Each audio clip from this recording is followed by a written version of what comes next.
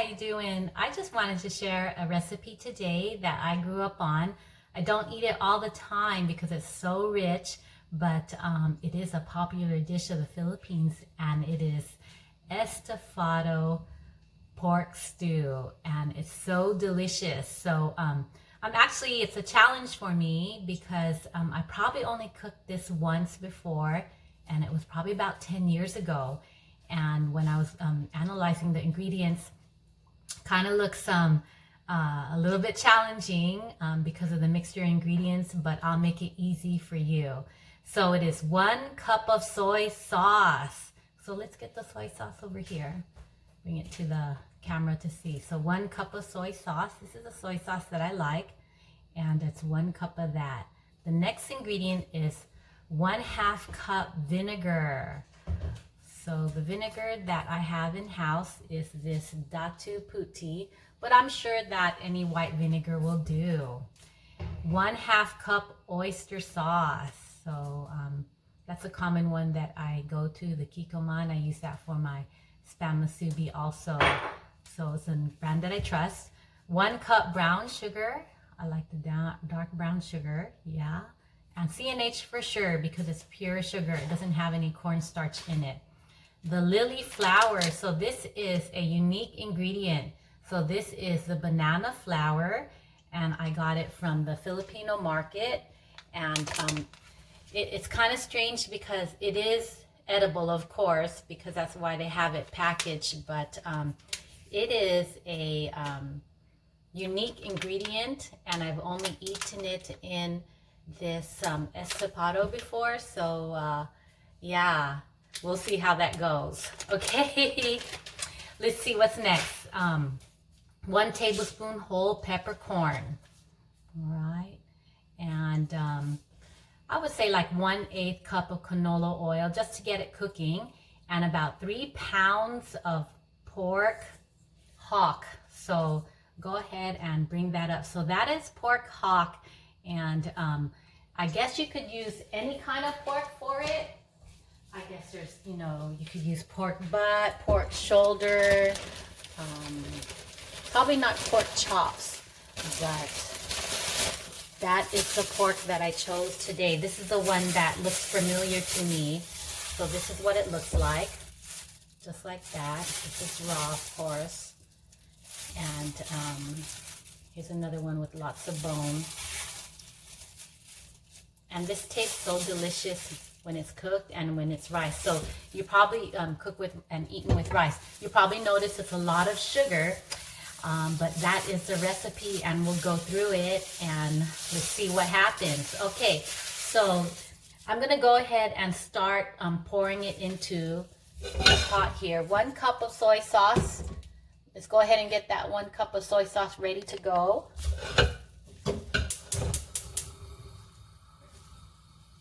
All right, so 1 cup of soy sauce.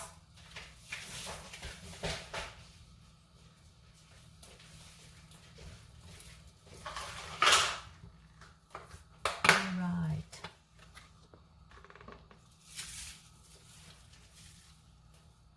1 cup of soy sauce, 1/2 cup vinegar.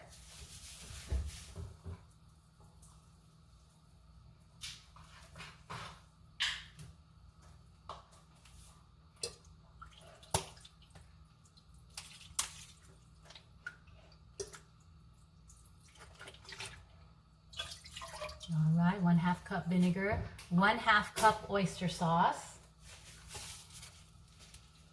Okay, so this is the oyster sauce, and just go ahead and put it over here, 1/2 cup.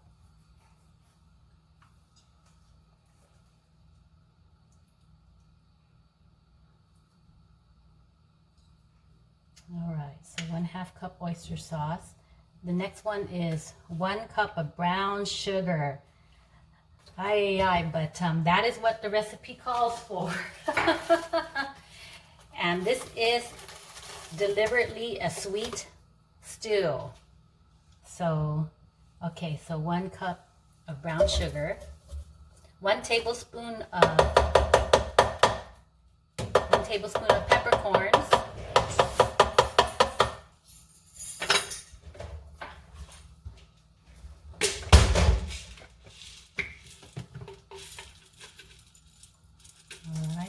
tablespoon of peppercorns, and about 1/8 of some canola oil, just to keep it kind of, I guess, juicy. Okay, now this is where we're gonna mix it around. And this is a marinade, so it's actually gonna be marinating while cooking. So I got the 1 cup of soy sauce, the 1/2 cup of vinegar, the 1/2 cup of oyster sauce, the 1 cup of brown sugar. The lily flowers I'm gonna put near the end. That does not have to cook for the next hour and a half or so. And this is at medium. This is at medium strength. So we put in the tablespoon of peppercorns, the canola oil. So it looks like the last thing to put in is the pork. So let's go ahead and put that in.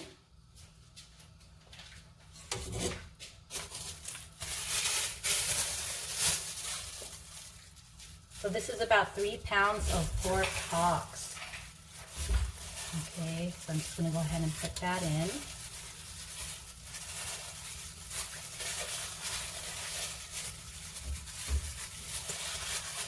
Okay, so this pan is not a deep one because I wanted to be able to show you how it goes in, but I could tell by looking at it that it's going to need a little bit of water to cover a larger portion of the top here. And since it's going to be sitting on the fire for about an hour to an hour and a half, it is okay to add some water for the sake of cooking. It does not change the taste. So I'm just going to add just a little bit of water to see how it's going.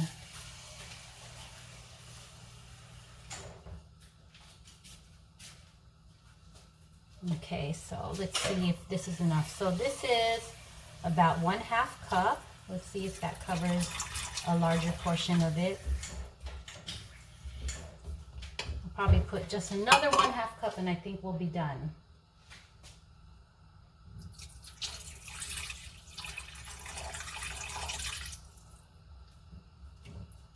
Okay, so you got a good view of it there. Fire is on medium, and no need to cover it. And yeah, it's looking good. I'm excited to see what this tastes like. I've had it in the past, like I said, I grew up on it, but it's been a while, and I hope that this recipe challenge turns out well.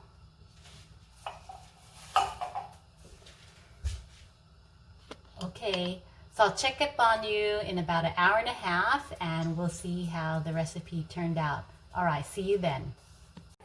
I'm back with the finished product of pork estofado. And by the way, that translates to sweet pork stew. All right, so when it was cooking, I did a little bit more research on the origins of this and what other people had been adding, and I decided to go ahead and add a plantain. And this is just kind of a, I guess, banana, and this one is a product of Ecuador, and it is a cooking banana, and the way that it ripes is very similar to a regular banana. So this is considered ripe, a little bit of black, but not too black. So when you open it up, and I'll open it up for you, it's very stiff. So it's great for cooking, and you soften it up that way. So let's see.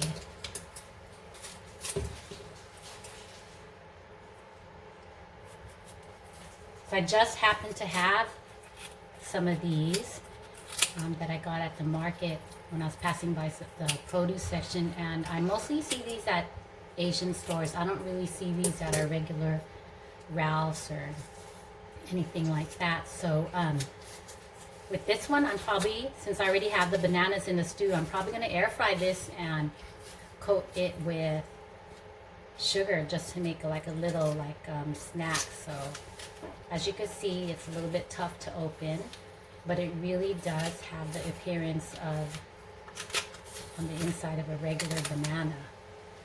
But it's very starchy, cannot be eaten raw. You won't really like the taste. Okay, so here we go. And what I did for the stew is I went ahead and cut them. So I'm just going to use these scissors. I cut them diagonal. So even the inside is very similar to a regular banana. Okay, so I'm going to make those thinner and put those in the air fryer later for a little bit of a snack. So I'm going to show you the final product of what I have here. So I had cooked this sweet pork stew for about an hour and a half. So I just kind of multitasked and did my other things. And here is the final product here. You can see it there. And I did have to keep adding water because it did have to braise that long. But now that I know that the meat is cooked, I let the sauce kind of, I guess, get thick. And I just wanted to show you the banana flour.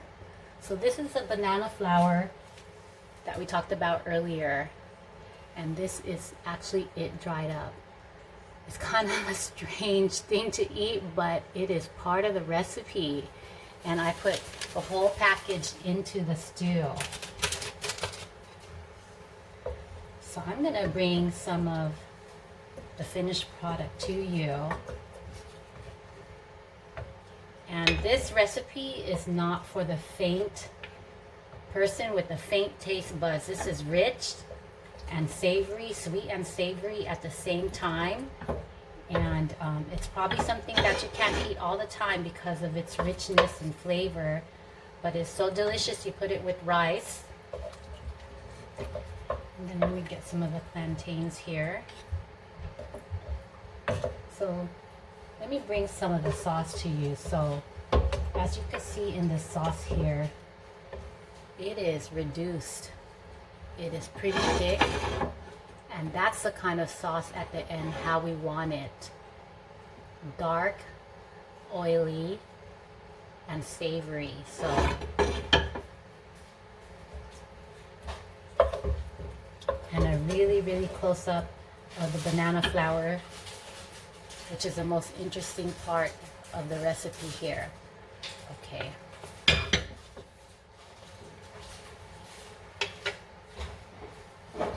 Okay, so I'm going to show you a close-up of it. And then I'll review the ingredients again and I'll let you go. So here it goes. You try to get some good light on it. So you can see the pork hocks really tenderized and fully cooked. The bone is falling off the bone. It's about an hour and a half at medium. You can see the plantain there at the end of the plate. You can see the peppercorns on top. Try not to eat those. Just for flavoring, okay? And then of course the banana flour. All right, so remember this: 1 cup soy sauce, 1/2 cup vinegar, 1/2 cup oyster sauce, 1 cup brown sugar, 1 package of banana flour, and 1 tablespoon of whole peppercorn, and just a little bit of canola oil, maybe 1/8, 3 pounds of pork hocks, but you can also use other pork, but I tend to like this one because that's what I grew up on. And slow fire or medium fire for about an hour to an hour and a half. So you have to keep checking it, and of course you have to keep adding water. And again, this is a final product. Doesn't that look delicious? So I'll be posting this to my channel and hopefully you try it one day. And then I want to give a shout out to Kathy David. She had kind of challenged me to make this and then share the recipe, so I was up to the challenge today. All right, thank you, Kathy. Take care. Bye-bye.